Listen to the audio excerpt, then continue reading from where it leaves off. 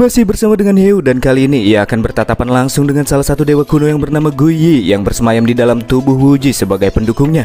Kamu nanya bagaimana selanjutnya? Tanpa berlama-lama lagi, inilah King Account at the Start.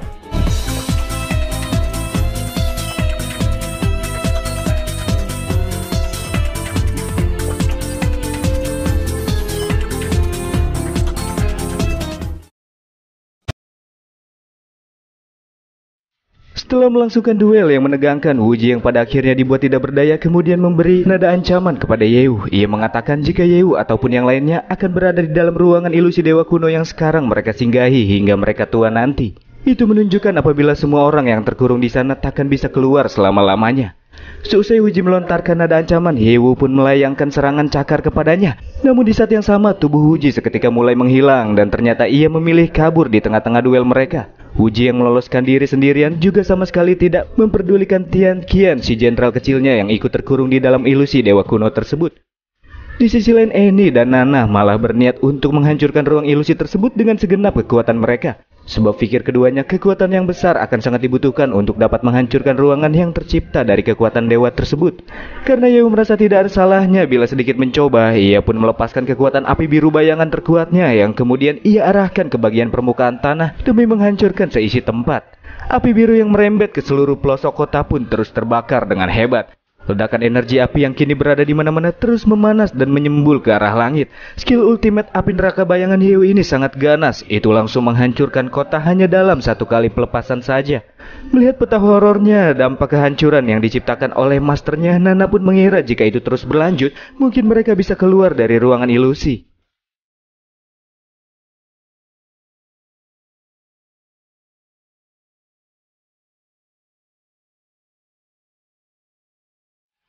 Namun faktanya meskipun benar kemampuan Yeu dapat memporak-porandakan satu kota, akan tetapi metode kasar seperti itu tidak bisa membuat semua orang keluar dari kurungan ilusi. Yeu yang nampak terlihat kelelahan seusai melepaskan jurusnya kini merasa sangat kesal, sebab yang ia lakukan hanyalah sia-sia saja.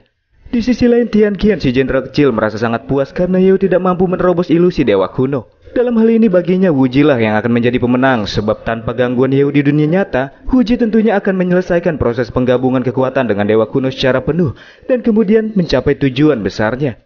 Si jenderal kecil yang padahal sudah dibuang oleh Wuji tapi terus mendukungnya membuat Nana pun jengkel dengan kelakuan bocah tersebut. Sedangkan Yeu takkan mengakui kekalahan karena ia masih memiliki kartu terakhirnya. Dan jika cara ini tidak berhasil, barulah ia akan mengakui kekalahannya. Dan cara terakhir yang ia maksud adalah menggunakan kekuatan dewa kuno. Dan tanpa basa-basi ia pun mengsummon si dewa kuno mata besar.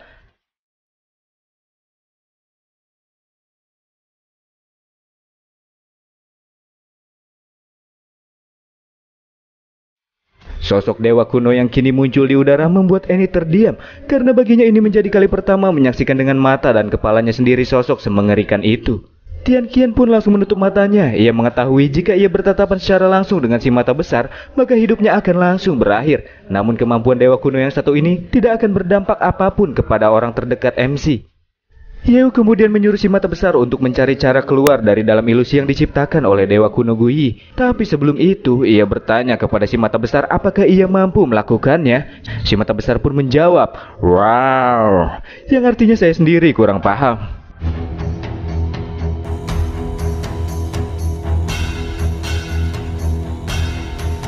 Ia pun kemudian membuka matanya lebar-lebar dan menggunakan energi dalam untuk membuka celah ruang di langit. Meskipun itu berhasil, namun celah yang tercipta berkatnya masihlah terlalu kecil. Itu masih belum cukup untuk bisa keluar dari dalam ilusi dengan memecahkannya. Si mata besar pun kemudian meningkatkan intensitas kekuatannya demi membuat retakan celah ruang yang lebih besar. Berkat itulah retakan yang dihasilkan semakin membesar dan Nana beranggapan cara ini pasti berhasil. Tapi nyatanya, retakan celah yang tercipta perlahan mulai menutup kembali. Dan jika celah tersebut tertutup seutuhnya, maka perjuangan si mata besar hanya akan berakhir sia-sia. Oleh karena itulah, demi menghindari kegagalan, si mata besar menggunakan tentakel-tentakel berukuran raksasanya untuk menahan retakan yang hampir tertutup sepenuhnya. Menyaksikan si mata besar yang terus berjuang sampai sekarat hanya untuk menghancurkan ruang ilusi tersebut membuat Yew berpikir keras apakah itu dikarenakan level dewa kuno Guyi lebih tinggi darinya ataukah kekuatannya yang lebih besar dari si mata besar. Entah apapun itu, untuk sekarang Yew hanya bisa terus memberikan dukungan kepadanya. Dan jika bisa memecahkan ruang ilusi tersebut, Yew berjanji akan membantu si mata besar untuk mewujudkan keinginannya. Dan keinginan tersebut masih belum dijelaskan di sini guys.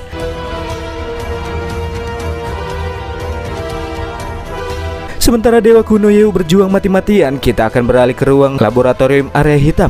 Dengan terlihatnya Wuji yang baru saja tiba dengan luka-luka parah, meminta kepada tim peneliti untuk melanjutkan prosesi penggabungan kekuatan Dewa Kunonya. Seorang peneliti pun menentang permintaannya karena kondisi Wuji yang tidak memungkinkan hanya akan memperkecil keberhasilan dari eksperimen tersebut. Namun karena Wuji tetap bersikeras, pada akhirnya eksperimen pun tetap dilanjutkan.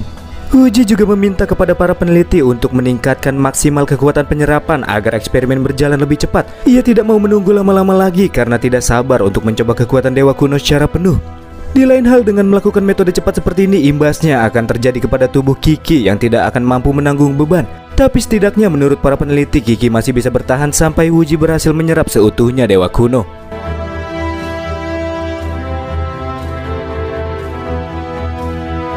Di saat eksperimen tersebut dijalankan, Kiki langsung batuk-batuk. Kekuatan dari dirinya yang digunakan sebagai penyeimbang antara Wuji dengan Dewa Kuno terus terserap dengan cepat. Metode ini terbilang sangat cepat, tapi sangat beresiko.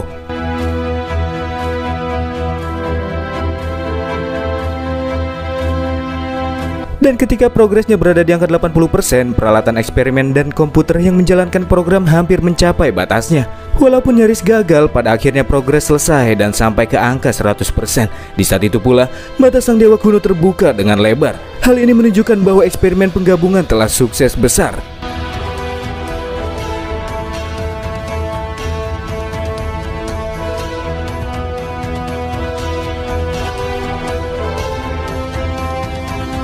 Hahaha, akhirnya selesai. Sekarang aku sudah menjadi yang terkuat, ungkap Wuji yang kini kesadarannya telah bersemayam di dalam tubuh Dewa Kuno Guyi. Kekuatan besar yang ia rasakan sekarang membuatnya merasa bisa mendominasi dunia dengan menjadi dewa di era baru yang akan ia buat. Dasar debu-debu kosmik, kau ingin berpura-pura menjadi dewa? Ungkap Guyi yang ternyata masih memiliki kesadaran atas tubuhnya. Fakta ini membuat Wuji sangat terkejut. Sebelumnya ia beranggapan jika Guyi telah lama kehilangan kesadarannya karena sudah sekian lama ia tidak melakukan pergerakan. Jadi, ketika Dewa Kuno Penghancur berubah menjadi kepingan 13 kekuatan yang disebut Dewa Kuno seusai perang besar melawan Shadow Star yang sekarang Shadow King, Guyi yang merupakan salah satu dari kepingan Dewa Penghancur kemudian terpental ke bumi dalam keadaan luka parah sehingga tidak bisa membuat tubuhnya bergerak. Tapi meskipun demikian, dia masih memiliki jejak kesadaran dan hanya bisa menarik makhluk hidup untuk membantunya. Dan kebetulan ada Wuji yang menemukannya, di mana si Dewa Kuno memanfaatkan Wuji dan sebagai awalan ia memberikan sebagian kekuatannya kepada Wuji. Heh, putra pilihan dewa, kau sangat lucu. Bahkan jika monster yang lewat sekalipun, aku akan memberikan kekuatanku untuk membantu melakukan sesuatu untukku, ungkap Guyi. Fakta ini membuat Wuji yang selama ini hanya digunakan sebagai alat pun merasa amat sangat frustasi. Ia pun menyerang si Dewa Kuno, tapi itu cuma serangan yang sia-sia saja. Lanjut Guyi mengatakan, selama ini Wuji sudah melakukan pekerjaan yang sangat bagus. Karena keserakahannya membuat sang Dewa Kuno kini mampu untuk menggerakkan tubuhnya. Meskipun tubuhnya masih lemah, namun ia bisa memanfaatkan sumber energi yang terdapat di bumi agar membuatnya kembali prima. Wuji yang kini sudah tidak bisa berbuat banyak di dalam kesadaran Guyi pada akhirnya menyerah untuk mendapatkan alih dari tubuh dewa tersebut. Namun dia meminta sebuah permintaan, yakni tetap menyimpan jejak kesadarannya di dalam tubuh Guyi. Karena Wuji ingin menyaksikan secara langsung momen-momen pada saat sang Dewa Kuno berdiri di puncak dunia dengan caranya. Dan karena sudah melakukan banyak hal untuknya sebagai imbalan atas kerja keras selama ini, Guyi pun menyetujui permintaan Wuji. Hingga akhirnya kesadaran Wuji pun diserap melalui telapak tangan sang Dewa Kuno.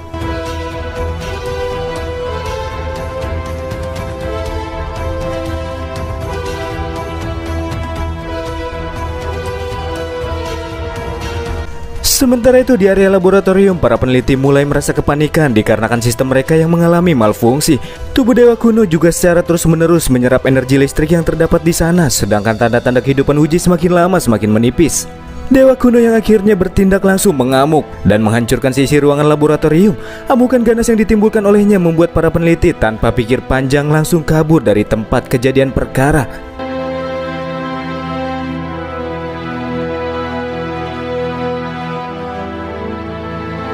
Seusai memporak-porandakan tempat tersebut, sang dewa kuno pun mengambil Kiki karena ia tahu bahwa wanita tersebut mempunyai buff spesial yang sebelumnya juga sempat dimanfaatkan oleh Wuji di dalam eksperimennya.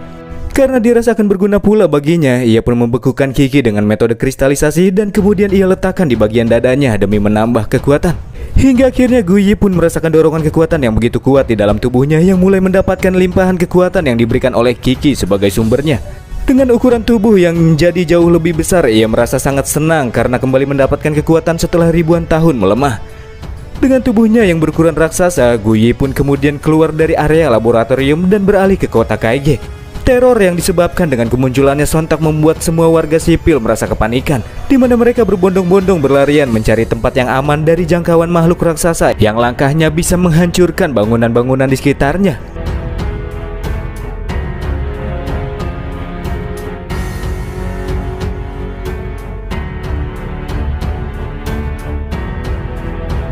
Dari arah kejauhan, tim Horizon yang menyaksikan terbangkitkannya sang dewa kuno pun beranggapan apabila Yehu telah gagal di dalam misinya. Akan tetapi ketua Lan menyangkal kepesimisan para bawahannya. Menurutnya, Yehu belum gagal dan selama Yehu belum memberikan aba-aba untuk bergerak, semuanya harus tetap bersembunyi. Sedangkan si Jambul hanya bisa memanjatkan doa agar Yehu cepat kembali dan menuntaskan perkara yang terjadi. Di sisi lain, para pasukan militer yang menjadi bawahan Wuji mendapatkan sebuah laporan bahwa dewa kuno yang telah bangkit berada di luar kendali. Jadi dengan harapan agar bisa menghentikan amukannya, mereka pun melepaskan meriam laser cannon secara langsung ke arah sang dewa kuno.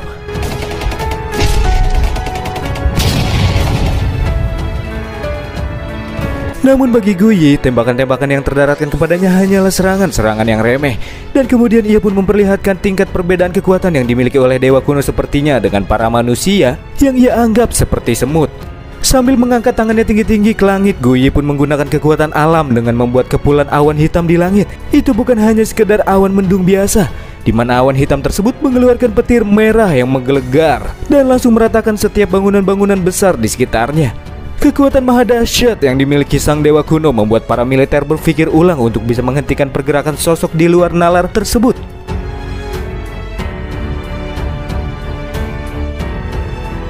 Di arah lain, ketiga jenderal yang sebelumnya berada di dalam ruangan hampa akhirnya keluar dari sana. Ini diakibatkan karena ruangan tersebut hancur setelah terkena imbas dari serangan dewa kuno. Meskipun kekuatan mereka sudah diambil oleh Wuji, namun mereka bersyukur karena sekarang akhirnya Wuji bisa mencapai tujuannya setelah mendapatkan kekuatan dewa kuno. Dari ketiga orang jenderal ini yang sadar bahwa itu bukanlah Wuji, hanya si Pak Tua Zenlei saja. Dan karena jarak mereka tidak begitu jauh dari sang dewa kuno yang terlihat sedang mengamuk, Pak Tua ini pun menyuruh semuanya untuk segera pergi ke tempat yang aman agar tidak terkena dampak serangan petir merah yang masih terus aktif dan terus menghancurkan wilayah demi wilayah.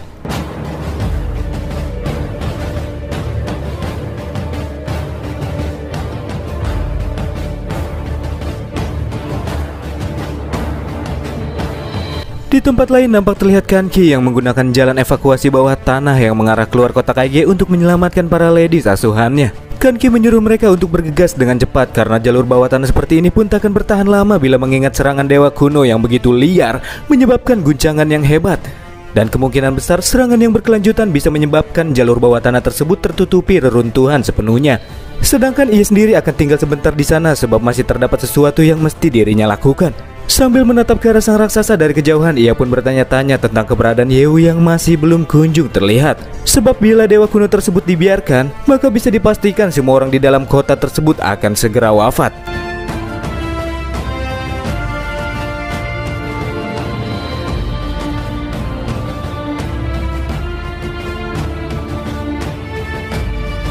Kita akan beralih jauh di luar kota Kaige di atas sebuah tebing-tebing yang tinggi, di mana seseorang bisa melihat sosok dewa kuno yang sedang mengamuk di dalam kota. Dari sana dilanjutkan dengan munculnya sebuah portal. Dan dari portal tersebut muncullah 5 orang berjubah misterius yang tujuan aslinya mencari seseorang yang mempunyai dewa kuno. Namun mereka masih belum melakukan pergerakan karena meskipun sang dewa kuno sudah terlihat oleh mereka, namun si pemilik dewa kuno yang terdapat di dalam informasi mereka masih belum menampakkan dirinya. Mereka juga tahu tentang situasi di mana terdapat 2 dewa kuno yang berada di zona barat daya. Mereka pun tidak menyangka akan ada 2 dewa kuno di tempat kecil seperti ini. Hal ini menunjukkan jika 5 sosok berjubah ini berasal dari tempat lain selain zona barat daya.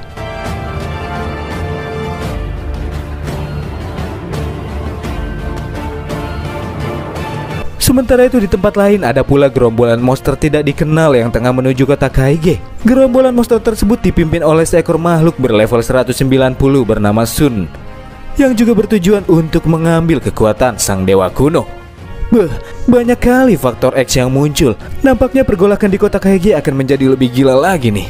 Sun juga mengatakan meskipun si dewa kuno Guyi yang dipanggilnya Master ini menggunakan cairan Magic Crystal Super sekalipun, ia takkan bisa memulihkan dirinya. Dan jalan satu-satunya untuk bisa membuat sang dewa kuno Guyi pulih total yaitu dengan cara menyerap kekuatan dewa kuno lainnya. Sebelum kita lanjut, saya akan sedikit ulas balik dulu nih, biar kalian nggak galvok. Jadi cairan Magic Crystal Super ini merupakan sebuah cairan yang sudah terkonsentrasi dengan energi yang melimpah. Benda ini disimpan di bawah tanah zona aman supaya nggak disalahgunain sama para monster. Kira-kira begitu ya intinya. Dan kita akan beralih ke tempat lain. Setelah si mata besar berjuang mati-matian, akhirnya ia berhasil memecahkan ilusi dewa kuno yang berujung Yeu bersama 3 orang lainnya yang terkurung berhasil melepaskan dirinya.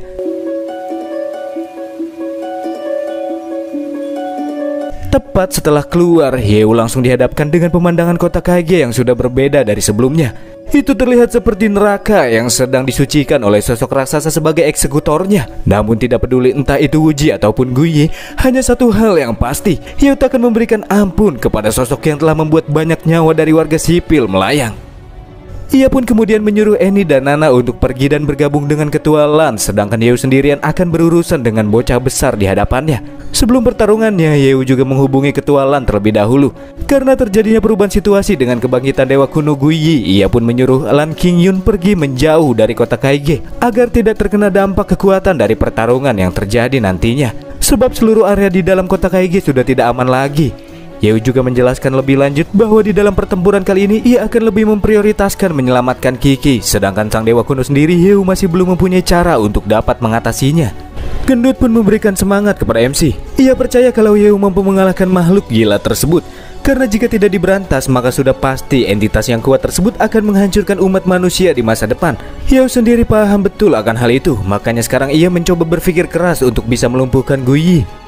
Yeu pun kemudian terbang dan mendekatkan diri kepada dewa kuno tersebut supaya tidak menimbulkan kerusakan yang lebih parah. Ia pun terus melontarkan kata-kata penuh provokasi agar perhatian lawan tertuju kepadanya. Tapi yang ia provokasi bukanlah Guye, namun Wuji yang kesadarannya dimakan oleh sang dewa kuno.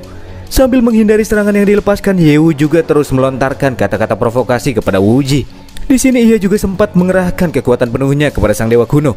Namun rentetan tembakan api yang dikeluarkan hanya menurunkan 1% darah dari sang dewa kuno saja.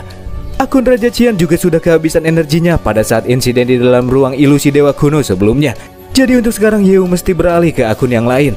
Dan demi menarik perhatiannya, Yeu pun menyapa sang dewa kuno. Dan ia mengatakan kalau sejawat dewa kunonya sekarang sedang bersamanya. Dari bau-bau yang tercium dari tubuh MC, Guyi pun tahu jika bocah yang kini berada di hadapannya merupakan pemilik si mata besar. Menurutnya, kombinasi dari manusia lemah dengan dewa kuno yang kalem terlihat cukup menarik. Tapi sayangnya Yeu malah dihiraukan karena Guyi masih mempunyai urusan yang lebih penting daripada berhadapan dengannya. Dari sikap Guyi yang terlihat sedang menuju ke suatu tempat, Yeu pun menyadari jika arah yang sedang ia tuju adalah zona aman barat daya. Hingga diperolehlah sebuah kesimpulan apabila Guyi berniat untuk mengambil cairan Magic Crystal Super yang terdapat di dalam zona aman untuk memulihkan dirinya yang masih terluka parah.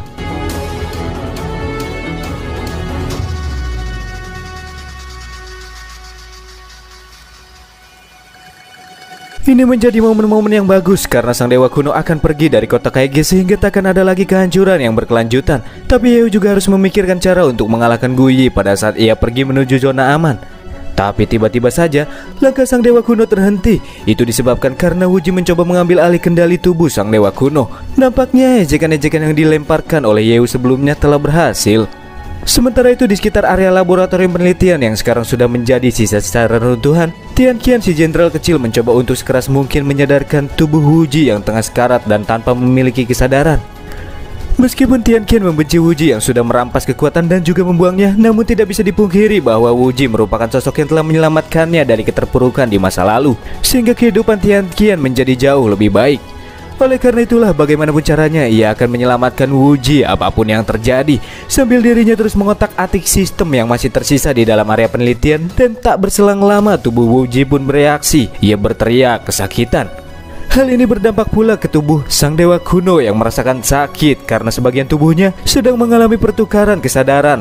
Pesan Tian Qian yang tetap mendukungnya meskipun sudah dibuang pun membangkitkan Wu Ji yang kini mampu mengendalikan setengah tubuh dewa kuno, dan ia berjanji akan terus bertarung hingga titik darah penghabisan.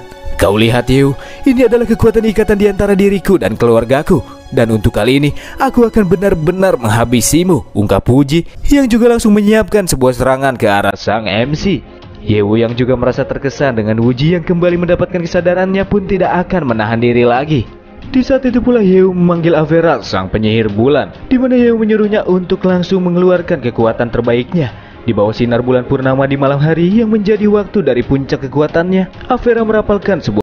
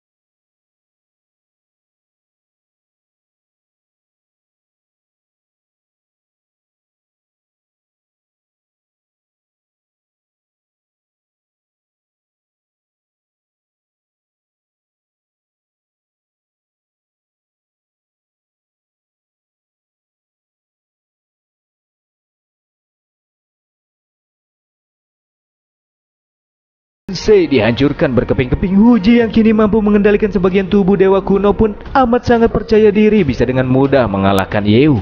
Sedangkan Guyi yang merasa sangat kesal memukul-mukul kepalanya sendiri. Ia menyuruh Wu Ji untuk segera keluar dari dalam kesadarannya karena ia masih harus mengambil cairan Magic Crystal Super untuk memulihkan diri, bukannya malah bermain-main dan terus berada di tempat tersebut.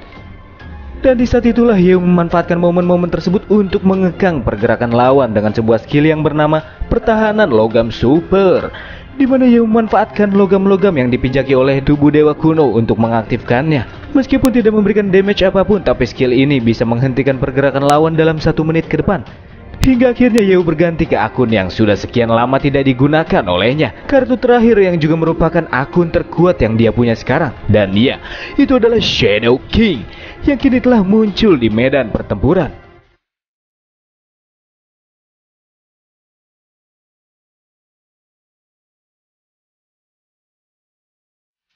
Ini kan, ucap Guyi yang merasakan sosok kehadiran yang sangat tidak asing baginya, di mana dirinya merasa panik luar biasa dan memberontak agar bisa kabur dari skill Yewu yang menghentikan pergerakannya. Pemberontakan Guyi membuatnya bisa kembali mendapatkan seluruh kendali atas tubuhnya.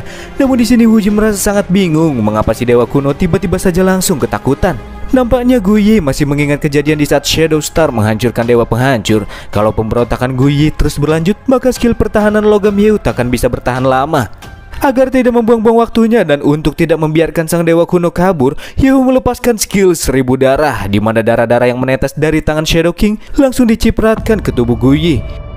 Jasad-jasad yang pernah disedot oleh Shadow King pun mulai bermunculan dan membuat sang dewa kuno tidak bisa kabur karena jasad-jasad tersebut menguncinya di dalam genangan darah.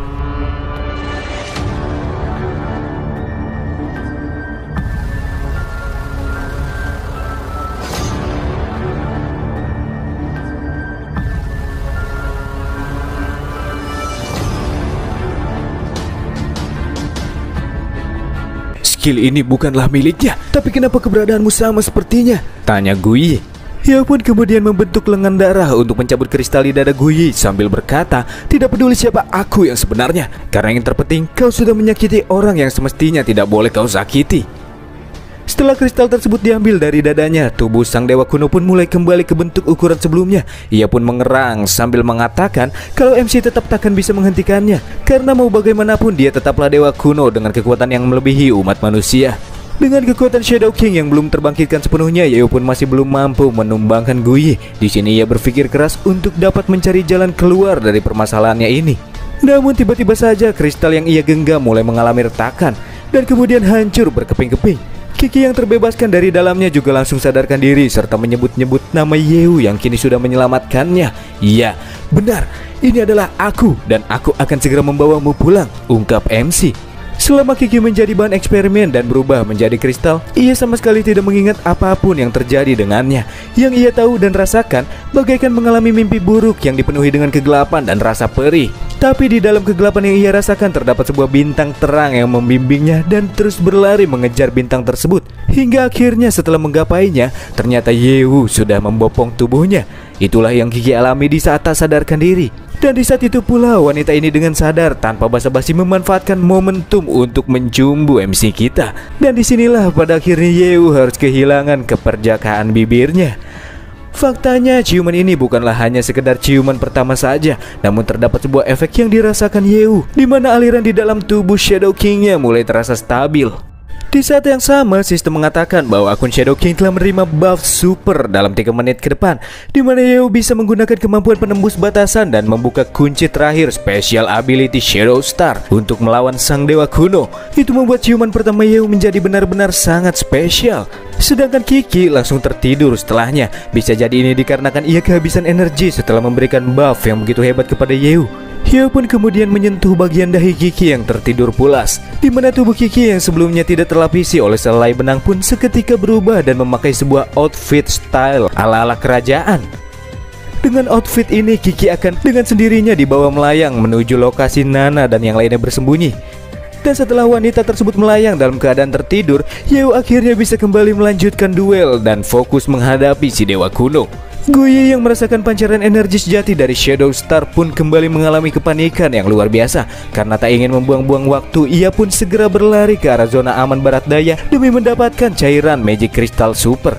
Akan tetapi Yeo yang paham betul kemana Guyi akan pergi tidak tinggal diam begitu saja, di mana dirinya yang bergerak dengan cepat tiba-tiba saja telah berada di depan Guyi demi menghalau jalannya. Kau ini terlalu arogan, dasar semut. Terimalah konsekuensi karena sudah membuatku marah, ungkap Guyi yang mencoba menerjang Yeo dengan melayangkan beberapa serangan. Namun serangan tersebut tidak menyebabkan damage yang berarti kepada Shadow King yang menghalaunya dengan menggunakan sayap. Atas perkataan Guyi, Yeo pun membalas, semut, manusia, ataupun dewa, itu tidak ada bedanya selama mereka memiliki kekuatan di luar akal sehat. Semut sekalipun bisa menjadi seorang dewa. Dan sekarang aku akan mengingatkanmu tentang kekuatan yang telah menghancurkan sang dewa penghancur, skill bayangan bintang. Di saat Yeo mengangkat salah satu tangannya, bintang-bintang di langit pun menghilang. Malam hari yang sebelumnya normal seakan-akan ditelan oleh bayangan hitam. Para warga sipil yang menyaksikan keanehan tersebut terheran-heran dengan apakah yang sedang terjadi di sana. Guyi pun dibuat terkejut parah. Ia tidak mengira seorang manusia bisa memiliki kekuatan dari sosok yang membuatnya sangat ngeri. Cahaya kelam berwarna merah kehitaman juga mulai mengelilingi sekujur tubuh dan menjeratnya.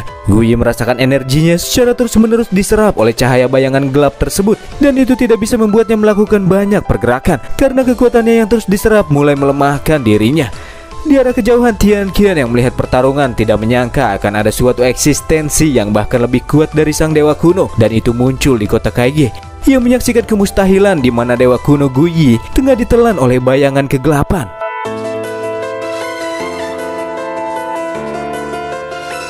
Bayangan yang gelap mampu menelan apapun. Itu juga berlaku dengan kekuatan alam yang selama ini dibangga-banggakan oleh Guyi. Justru itu hanya akan menambah kekuatan yang dimiliki oleh sang raja bayangan. Dan tak lama berselang dari punggung Yeo yang menjadi titik buta, muncullah serangan cakaran cepat. Serangan tersebut dikerahkan oleh Sun yang tidak rela dewa kuno direbut oleh MC. Namun dari punggung Yeo muncullah Bunshin Shadow King yang menghalau serangan gerilya tersebut dengan EZ. Sambil dirinya mengatakan, kau sudah terlambat. Pergilah sekarang juga, karena dewa kuno ini sudah menjadi milikku.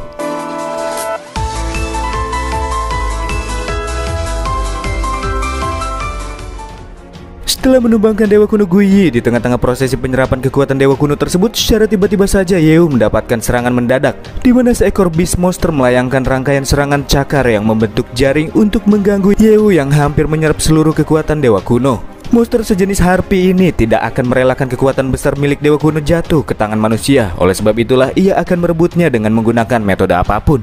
Di sisi lain, Yew yang masih berada di bawah pengaruh akun Shadow King-nya yang menerima buff super dari Kiki menghalau serangan diam-diam tersebut dengan mudah.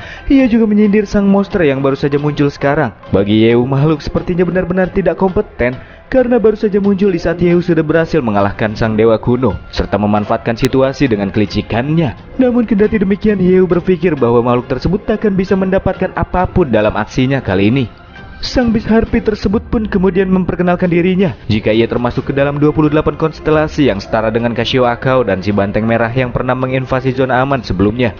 Pada awalnya ia sudah lama menganggap kota Kaige ini berada di dalam genggaman tangannya, dan di saat Dewa Kuno Guyi muncul di kota Kaige, Shun telah menyiapkan banyak pasukan monster demi merebut kekuatan Dewa Kuno yang pada saat itu berada di tangan Wuji dan merebutnya sekarang. Ia juga telah melanggar aturan dari 28 konstelasi dengan alih-alih untuk mendapatkan dan membawa pulang kekuatan Dewa Kuno dengan menyerang kota Kaige tanpa perintah. Jadi kalau ia pulang dengan tangan kosong, maka Shun sudah pasti akan diberikan hukuman mati. Oleh karena itulah ia akan merebutnya meskipun itu harus menggunakan trik-trik licik sekalipun.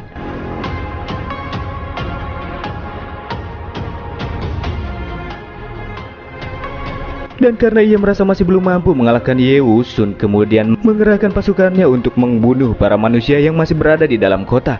Ia beranggapan jika Yew yang sekarang hanyalah seorang diri takkan mampu menghentikan pasukan monster yang akan menyebar ke seluk-beluk kota Kaige dan membuat kekacauan di sana. Atas segala tindakan yang Shun perbuat, Yew pun menyangkalnya karena faktanya ia tidak sendirian. Di saat yang sama, Yew memanggil para pasukan iblis darah yang terdiri dari para iblis yang dulunya pernah disedot oleh Shadow King. Dengan kehadiran pasukan iblis darah yang muncul dari dalam genangan darah, masalah jumlah kini telah teratasi. Tapi kendati demikian, Shun terus menaikkan moral dari pasukan monsternya serta menyuruh mereka untuk melakukan serangan. Karena menurutnya, pasukan iblis darah ini tercipta dari sebuah mantra sihir yang membutuhkan banyak energi untuk bisa menggunakannya. Jadi, energi sihir sang pemanggil akan banyak terkuras sehingga sihir semacam ini tidak akan bertahan lama. Hingga akhirnya bentrokan besar dari kedua belah pihak pun tidak dapat terhindarkan.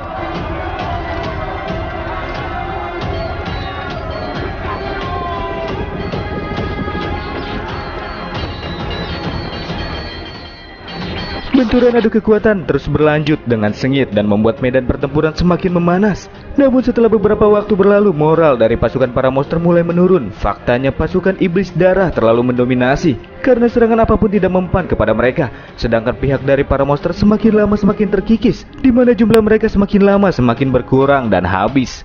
Dan hingga saat ini masih belum ada tanda-tanda Yew kehilangan energinya. Padahal para monster sudah tidak kuat lagi menahan gejolak serangan dari pasukan iblis darah. Di sisi lain, dengan niat agar Yew kehilangan semakin banyak energinya, Shun memanfaatkan waktu untuk melakukan duel dengan Bunshin Shadow King Yew. Meskipun tidak mampu menghabisinya, setidaknya ia mencoba mengulur waktu sampai Yew benar-benar kehabisan energinya.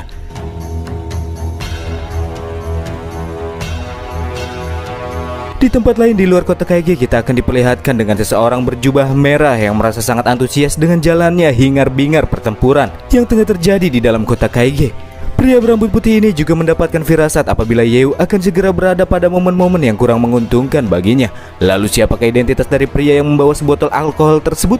Sebelum mengetahuinya, kita akan sedikit bergeser ke dalam kota Kaige. Tak jauh dari medan pertempuran terlihat pula sosok 5 orang berjubah dengan identitas yang masih disembunyikan.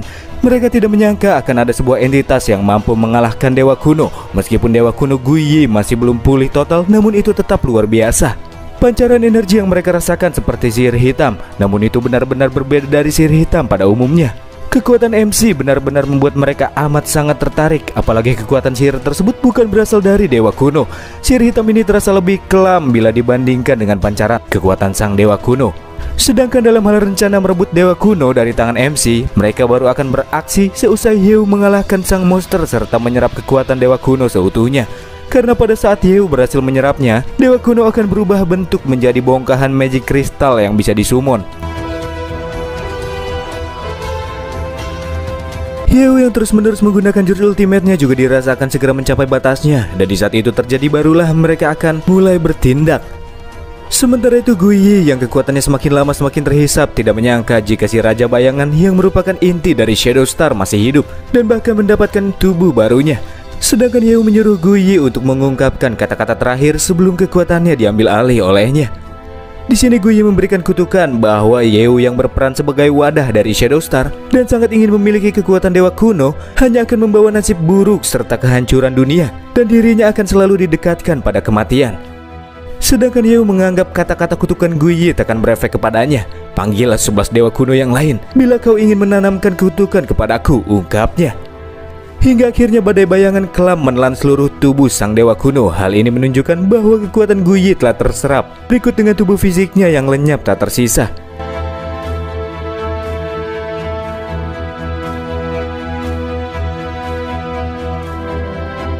Dengan tewasnya Guyi, Yeo pun mendapatkan 88 juta poin XP, 88 juta uang, serta mendapatkan summon magic kristal untuk memanggil Guyi.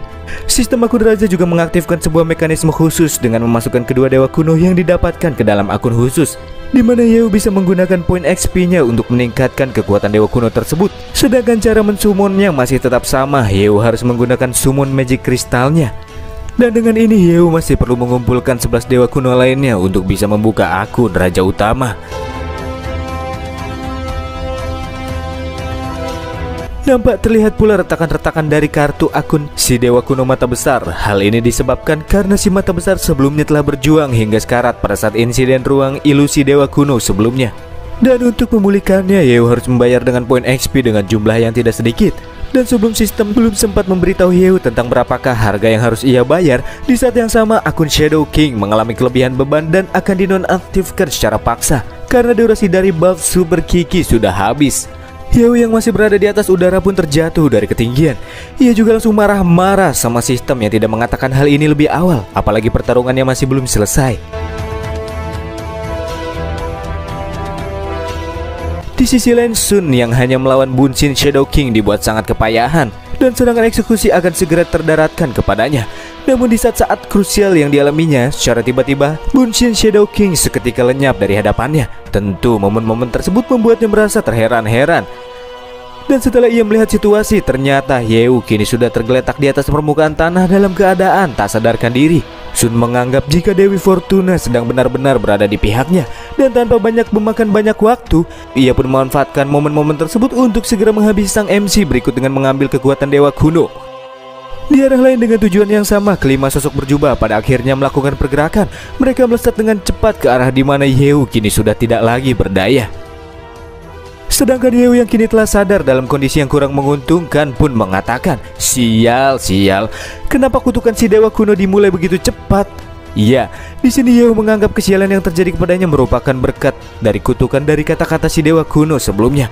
Dengan tubuhnya yang masih terkapar, ia juga terkena debuff dari aktivasi akun Shadow King yang mempengaruhi semua atributnya dikurangi sebanyak 80% dalam durasi 2 jam ke depan. Di arah lain, sambil terbang mengudara, Sun melepaskan serangan ribuan bulu berbilah tajam berbentuk spiral yang terarahkan langsung kepada Yeo. Sedangkan Yeo yang berada di dalam posisi yang sangat amat kurang diuntungkan meminta kepada Waste untuk mengaktifkan armor pertahanan dari Pandora Box.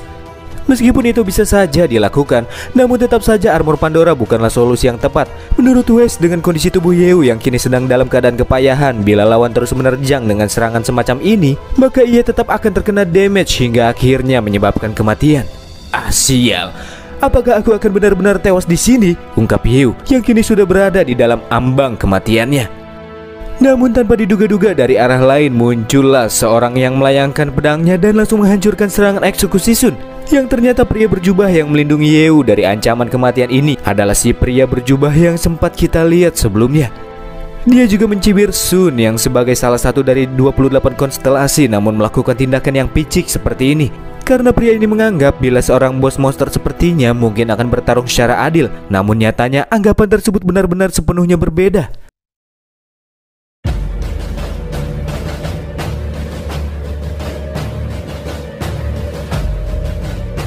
Dari panel status yang diperlihatkan, pria berjubah merah ini bernama Swordsman Pengembara berlevel 25. Namun jika kita lihat dari kemampuan yang ia tunjukkan sebelumnya, jelas kalau itu bukan levelnya yang sesungguhnya. Pria tersebut juga mengatakan kepada Yeo kalau dirinya ini hanyalah seorang pendekar pedang yang kebetulan lewat saja. Namun faktanya tidak sesimpel itu. Di sisi lain, Sun yang mendapatkan cibiran semakin dilanda rasa amarah. Ia pun kemudian kembali mempersiapkan sebilah jurus ultimate yang terbentuk dari bulu berbilah tajam dengan ukuran jumbo. Serangan yang memiliki daya hancur yang tinggi tersebut pun terlepaskan ke arah swordsman pengembara. Namun ia sendiri kini sedang memasang kuda-kuda untuk melayangkan serangan. Hingga akhirnya serangan Sun bisa dipatahkan ketika sang swordsman melepaskan tebasan bulan yang memiliki kecepatan tinggi dan hampir tidak terlihat oleh mata telanjang. Bukan hanya bisa dengan mudah mematahkan serangan tersebut, namun tebasan si swordsman yang masih terus melesat juga dengan cepat langsung membelah tubuh sang bos monster menjadi dua bagian. Bahkan saking mulusnya tebasan yang terdaratkan, Sun masih belum menyadari jika tubuhnya sudah terbelah secara mengerikan. Hah? Kenapa? Apa yang terjadi dengan tubuhku? Di saat Sun menyadari hal tersebut, di saat itu pula ia harus meregangkan nyawanya. Sedangkan si swordsman memasang selebrasi kemenangan dengan menenggak sebotol anggur.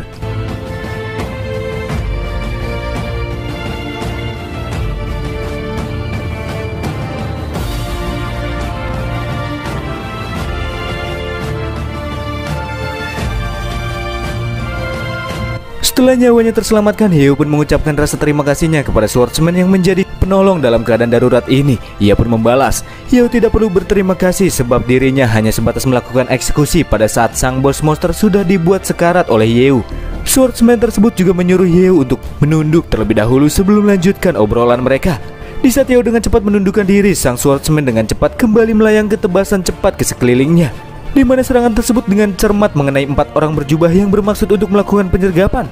Hei, cepatlah menunjukkan diri sekarang, karena permainan ini sudah berakhir, ungkap si swordsman. Sedangkan Yeo yang menyaksikan aksi pria misterius di depannya akhirnya menyadari bahwa level dari sang swordsman ini lebih dari 200, mungkin 250, serta memiliki keahlian berpedang yang berada di atas semua pengguna pedang yang pernah Yeo temui hingga saat ini. Dan tak lama berselang, seorang pria berjubah yang memimpin aksi penyergapan pun menempakkan dirinya. Ia muncul lewat udara dan tanpa basa-basi melepaskan tebasan ke arah swordsman pengembara yang dengan sigap menghalaunya. Hingga terjadilah benturan dahsyat dari adu dua pedang pendekar pedang tingkat tinggi.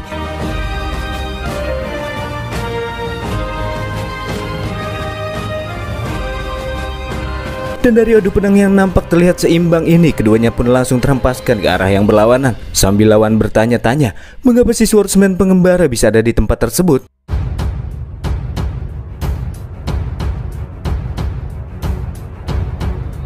Setelah tudung yang menutupi bagian kepalanya terbuka, akhirnya kita akan diberitahukan lebih jelas tentang identitas si swordsman. Pria berambut putih berlevel 25 tersebut bernama Xiao Chen. Dan terkait dengan pertanyaan lawan sebelumnya, Xiao Chen pun turut menjawab alasan mengapa ia berada di tempat ini karena dia merupakan penduduk asli yang berasal dari zona aman barat daya. Jadi keberadaannya di sini menjadi hal yang masuk akal. Justru sebaliknya, ia pun mempertanyakan kepada lawan mengapa seorang ketua tim dari zona timur, lebih tepatnya ketua tim peringkat 5 di zona timur yakni tim Feng Huang, berada di zona barat daya tersebut. Sebenarnya apa yang ia cari? Dan dari sinilah diketahui bahwa pemimpin dari penyergapan yang terjadi bernama Wei Shun berlevel 190. Yang tak lain dan tidak bukan tujuan dari kehadirannya di sini yaitu demi menyelesaikan sebuah misi. Di arah lain, Heo yang masih belum memahami situasi terheran-heran melihat terlalu banyak wajah baru yang muncul di dalam ceritanya. Apalagi Xiao Chen juga masih belum jelas mengapa ia mau menyelamatkan dirinya. Apakah ia mempunyai niat terselubung dengan melakukan penyelamatan kepada Heo? Ada pula Wei Shun yang menurut Heo kehadirannya mungkin berniat untuk merebut dewa kuno. Selain itu, meskipun hanya peringkat kelima di zona timur, namun level Wei Shun berada di level 190. Ini menunjukkan apabila level dari zona barat daya benar-benar tertinggal jauh dibandingkan dengan para petarung di zona timur. Shun pun bertanya-tanya apakah Xiao Chen akan terus melindungi bocah yang ia incar. Xiao Chen pun menjawab kalau ia tidak melakukan perlindungan.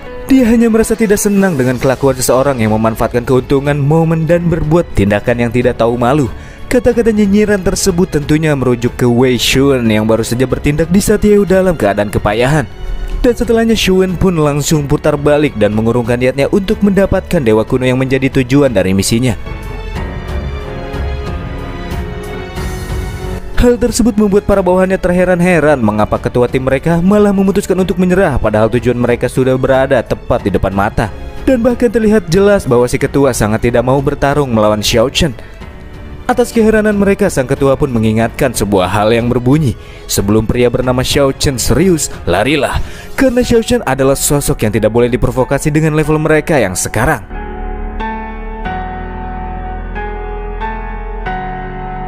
Dari arah lain sambil memegang janggut, Xiao Chen pun mengatakan, "Hei Shun, apakah kau mau langsung pergi? Kenapa tidak tinggal sebentar untuk minum-minum denganku?" Di sisi sebelahnya Yeu masih tetap kekeh untuk mengucapkan rasa terima kasih kepada pria parubaya tersebut, karena bila tanpa bantuan yang ia berikan mungkin Yeu akan benar-benar tewas. Xiao Chen pun menjawab kalau kesopanan Yeu itu terlalu berlebihan dan terlalu merendahkan dirinya sendiri, karena pada pertarungan sebelumnya ia lihat Yeu dengan wush wush dan Dewa Kuno sama sekali tidak mampu melawan, tuturnya sambil memberikan sebuah saran apabila Yeu mesti mempertimbangkan konsekuensi sebelum ia menggunakan kekuatan besar yang menyebabkan kelelahan setelah mengaktifkannya. Karena jika tidak, mungkin kejadian seperti sebelumnya akan kembali terulang. Dan takkan mungkin pula Yeu kembali bertemu dengan orang sepertinya yang menonton asiknya pertarungan besar sambil minum anggur dengan santai. Petua-petua yang disampaikan oleh Xiao Chen diterima dengan baik oleh Yeu. Selain itu, atas perbuatan yang dilakukannya, Yeu juga merasa ia sudah berhutang budi kepada Xiao Chen, di mana Yeu akan memenuhi permintaan apapun yang pria tersebut inginkan dan Yeu akan sekuat hati melakukannya. Sambil tertawa lepas, Xiao Chen yang merasa senang sekaligus bangga dengan rasa percaya diri Yeu yang tinggi sangat merasa terhormat atas penawaran Yeu kepadanya. Kalau begitu, serahkan Dewa Kuno yang baru saja kau dapatkan. Ayo, cepat serahkan kepadaku, ungkap Xiao Chen dengan wajah yang mengerikan.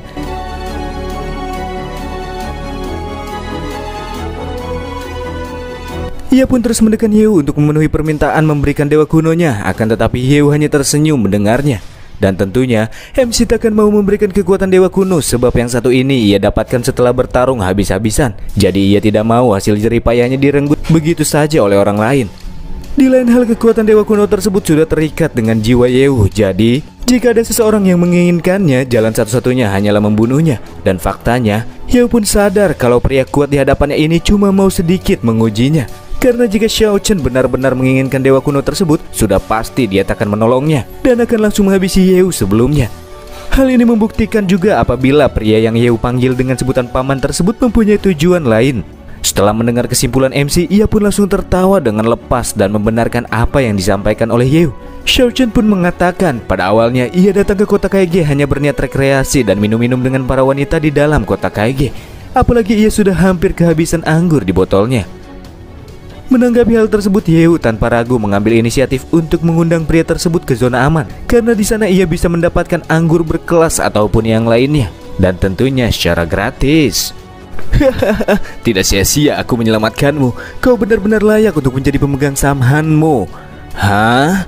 Ia pun dibuat kaget karena ternyata Xiao Chen ini benar-benar sudah mengetahui identitasnya, yang artinya benar-benar ada udang di balik batu nih. Karena sudah ketahuan gara-gara kelepasan ngomong, om-om rambut putih ini pun langsung menyampaikan tujuan aslinya. Dan alasan utama mengapa ia mencari Yeu itu terkait dengan peta asli Mue yang kini dipegang oleh Yeu. Meskipun peta Mue masih belum menjadi barang berguna untuknya, akan tetapi Yeu tak akan menyerahkannya begitu saja. Dan karena hanya ada sedikit orang yang mengetahui jika peta tersebut ada di tangan Yeu, ia pun bertanya apakah Xiao Chen pergi ke zona aman dan mendapatkan informasi ini dari Pak Kepala Sekolah. Sambil memasang wajah jahat, om-om tersebut pun mengiyakannya. Informasi peta ia dapati pada saat berbincang-bincang dan minum-minum dengan si kepala sekolah. Tapi dari wajah jahat yang ia tunjukkan membuat Yeu tidak percaya dengan Xiao Chen yang dikiranya sudah melakukan sesuatu kepada Pak Kepala Sekolah. Wajah jahat si om-om tiba-tiba berubah menjadi panik. Ia juga menyatakan perkataannya ini benar dan dia tidak melakukan apapun kepada Pak Kepala Sekolah sebab beliau adalah teman lamanya. Menurut Weiss, ucapan Xiao Chen itu tidak menunjukkan adanya kebohongan. Di dalam pikirnya, Yeu merasa terheran-heran sikap Xiao Chen ini benar-benar begitu aneh. Dia adalah orang aneh yang sangat sulit untuk difahami. Dan karena bukan salah satu dari orang jahat dan juga teman dari Pak Kepala Sekolah, pada akhirnya Yeu pun menyerahkan peta Mue kepadanya. Dan setelah gulungan legendaris tersebut ia buka, Xiao Chen langsung dibuat tercengang. Faktanya isi yang terkandung di dalamnya itu sama sekali tidak ada apa-apanya. Peta tersebut hanyalah lembaran kertas yang kosong.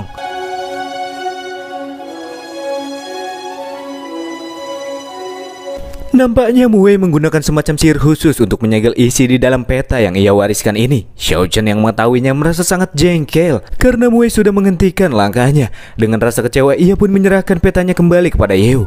Karena bagaimanapun juga tujuan untuk mengetahui isi dari peta tersebut sudah terlaksana. Dan untuk saat ini dia hanya ingin minum-minum untuk sekedar menghilangkan rasa kekecewaannya. Dan tak lama berselang, Kiki yang baru saja tiba langsung memeluk Yehu karena ia merasa sangat khawatir dengannya. Dia juga datang bersama dengan tim Horizon, berikut dengan si kacamata yang bertugas untuk menghilangkan debuff Shadow King yang tertanam di tubuh MC. Ada pula Kanki bersama dengan para ladies yang datang untuk memuji keberhasilan Yehu yang mampu mengalahkan Wuji, berikut dengan dewa kunonya. Namun sayangnya kota Kaigi sudah lagi tidak terlihat seperti sebelumnya dan membuat mereka tidak lagi mempunyai tempat untuk bernaung. Agar tidak membuat mereka semua kecewa, Yehu nantinya menjanjikan akan membenahi kota Kaigi yang sekarang sudah tidak layak untuk dihuni. Tapi sebelum itu Yehu akan menampung para ladies tersebut di dalam dungeon Jiabao, di mana Yehu sudah membangun benteng kastil di dalamnya. Nana dan Eni juga akan diamankan ke dalam dungeon tersebut. Sedangkan terkait dengan Anceng, Yehu akan mencarinya apabila situasi sudah kembali kondusif. Hingga akhirnya semua ladies pun masuk, diikuti dengan Kanki yang memberikan kiss bye sambil menyarankan kepada Yehu untuk bertanggung jawab karena ada banyak sekali ladies yang masih harus ia jaga baik-baik.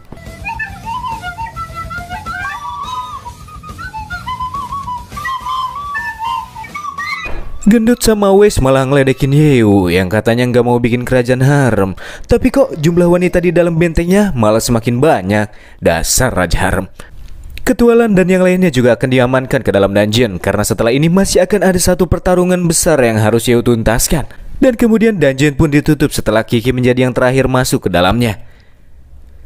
Dan setelah portal tertutup sepenuhnya, Xiao Chen bertanya apa yang akan terjadi kepada mereka semua jika Yehu tewas dalam pertempuran selanjutnya. Yehu pun menjawab bila itu benar-benar terjadi maka ia akan menghancurkan kunci dungeonnya sebelum ia tewas dan membiarkan semua orang di dalamnya hidup dengan damai dan benar-benar hidup terpisah dari dunia nyata. Namun menurut Xiao Chen, meskipun itu ide yang bagus, akan tetapi di era yang tidak masuk akal seperti sekarang tidak akan ada tempat yang benar-benar aman. Karena itulah Yehu tidak boleh tewas di tempat ini. Apalagi janji traktiran minuman masih belum tertunaikan, tuturnya. Ya, Yehu akan memenuhi kemauan Xiao Chen selesai menuntaskan masalah terakhirnya.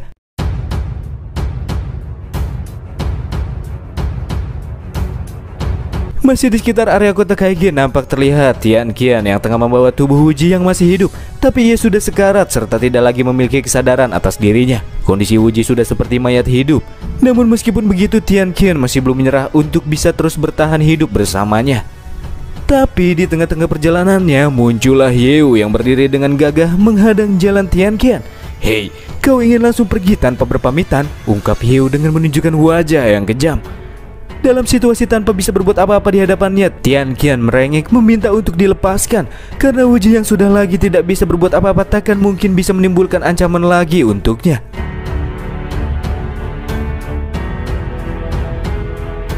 Yehu pun merasakan tubuh Wuji sudah seperti cangkang kosong, bahkan ia tidak bisa merasakan aliran di dalam jiwanya. Nasib pria tersebut sangat tidak terduga. Yehu pun bertanya kepada jenderal kecil kenapa ia masih susah-susah membawa Wuji padahal ia sudah dibuang oleh Wuji sebelumnya. Sambil bersedih, ia pun membenarkan perkataan Yehu. Namun kendati demikian tetap tidak bisa dipungkiri apabila Wuji jugalah orang yang sudah memberikan kesempatan hidup yang lebih baik kepadanya. Baginya itu seperti kehidupan kedua. Dan di sini Tian Qian juga akan memberikan kehidupan kedua untuk Wuji meskipun ia tahu kalau itu sama sekali tidak berguna.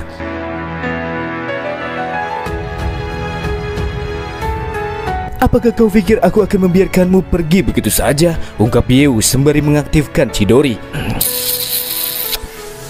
Ternyata Yehu tidak menghabisinya, justru ia malah membuat sebuah mobil supaya Tian Qian lebih mudah membawa Wuji. Yehu tidak membunuhnya karena baginya bertahan hidup di era yang kejam dengan kondisi menyedihkan seperti ini akan lebih menyakitkan dibandingkan harus ia habisi di tempat kejadian perkara. Tian Qian pun mengucapkan rasa terima kasih kepada Yehu karena sudah mendapatkan pengampunan di dalam hidupnya. Dan sebagai balasannya ia pun memberikan kunci gudang yang berisikan banyak harta yang telah Wuji kumpulkan selama bertahun-tahun. Berikut dengan Yehu yang cepat-cepat menyuruhnya segera pergi dari hadapannya sebelum ia berubah pikiran.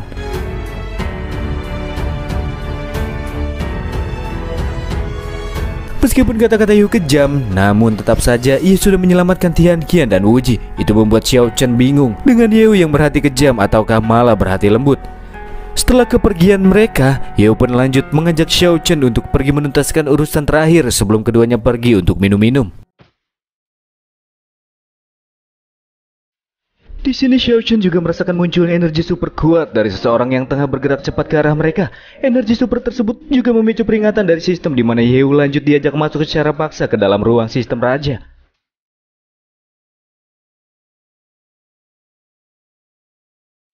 Setelah berada di dalamnya, sistem pun menjelaskan pertempuran sengit yang terus-menerus dilakukan Yeu sebelumnya menyebabkan beberapa akun yang ia gunakan memasuki periode kelelahan. Yang diantara lain adalah akun Raja Qian dan Twin Mage, kekuatannya akan diturunkan sebanyak 50%. Sedangkan akun Shadow King dan akun Dewa Kuno tidak bisa digunakan dan mengalami cooldown dalam 4 jam ke depan. Tentunya, momen-momen tersebut membuatnya sangat kepanikan, karena semua akun-akun tersebut merupakan kekuatan tempur utamanya. Jika menggunakan akun lain untuk memaksa bertarung dengan Huang Zhen, sudah pasti itu tak akan bertahan lama dan akan berujung pada kematian. West pun memberikan sedikit masukan, apakah para pasukan android wanita bisa membantunya melawan Huang Zhen? Menurut Yeo itu sama sekali tidak berguna, jumlah tak akan berpengaruh untuk Huang Zhen yang berlevel 240. Apalagi kemungkinan besar Huang Zhen juga mempunyai sebuah kartu andalan yang masih belum diketahui. Di saat itulah sistem dengan semangat menyatakan, apakah Anda ingin membeli akun baru setelah sekian lama dan menghabiskan banyak uang untuk keluar dari masalah? Nada yang sangat bersemangat tersebut membuat Yeo dan Wes malah merasa curiga dengan sistem ini. Namun karena Yeo sudah mengumpulkan banyak poin dalam pertarungan sebelumnya, tak ada jalan lain lagi selain membuka akun yang baru. Yeo pun kemudian mengeluarkan 100 juta poin XP untuk membuka 5 akun secara random. Dan akun pertama yang Yeo dapatkan bernama King of Beastmaster Levan.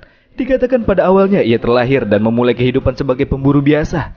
Namun setelah mengalami situasi yang tidak terkira, ia malah berakhir sebagai Beastmaster yang mampu menjinakkan serta memperkuat segala jenis binatang liar atau bahkan super beast dari dimensi yang berbeda. Ia membangun tentara dari para binatang buas dan menjadi raja yang mengendalikan hewan-hewan buas. Yeo cukup tertarik dengan akun tersebut, itu bisa digunakan di masa mendatang.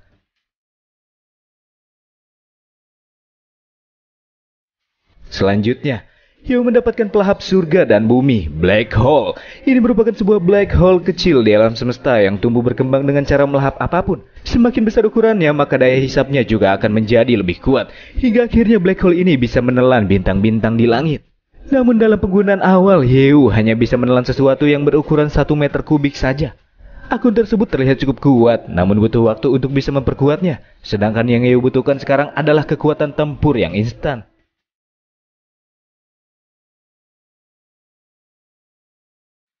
Dan akun ketiga yang Yeo dapatkan adalah pengintip dimensi Lui. Dia merupakan sebuah entitas yang berasal dari luar dimensi, memiliki kemampuan untuk melihat dan memasuki dunia dimensi yang tak kasat mata. Dunia yang tak kasat mata ini meliputi dungeon yang tak terlihat, monster tak terlihat, super beast yang tak terlihat, serta portal ruang dan waktu yang juga tidak terlihat.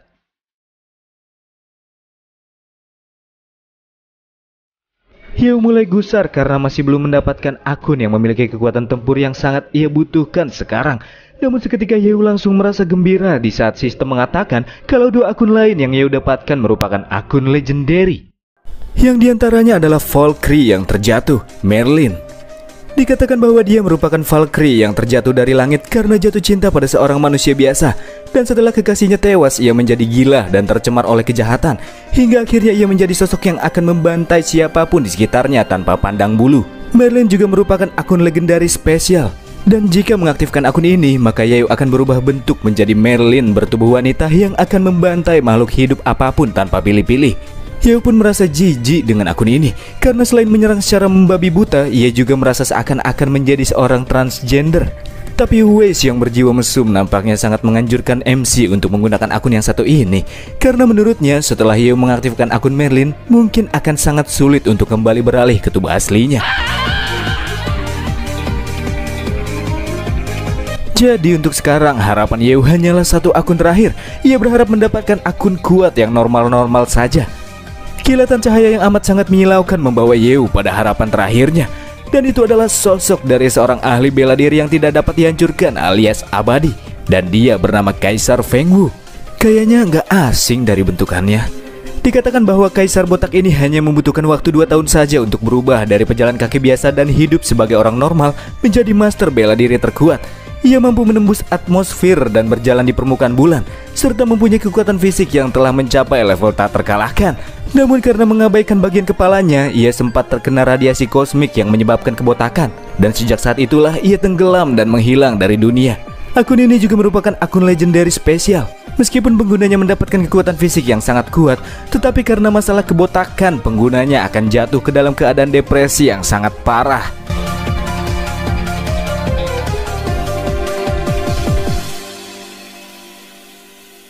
Yeo yang sudah menghabiskan banyak poin sebelumnya sempat merasa senang mendapatkan 2 akun legendary. Tapi nyatanya yang ia dapatkan adalah wanita gila dan pria botak depresi. Ia benar-benar tidak menyangka harus mendapatkan 2 akun aneh semacam ini. Wes pun mencoba menenangkan Yeo yang sepertinya merasa syok dengan kejadian yang menimpanya. Dan menurut Wes, akun yang didapatkan terakhir kali tidak begitu buruk, di mana Yeo hanya perlu mengendalikan depresi dari kebotakan. Ya, bagi Yeo itu juga jauh lebih baik ketimbang menggunakan si wanita gila. Dan karena sudah pasrah dengan keadaan, Yeo pun lanjut mengaktifkan akun kaisar botak yang tak terkalahkan.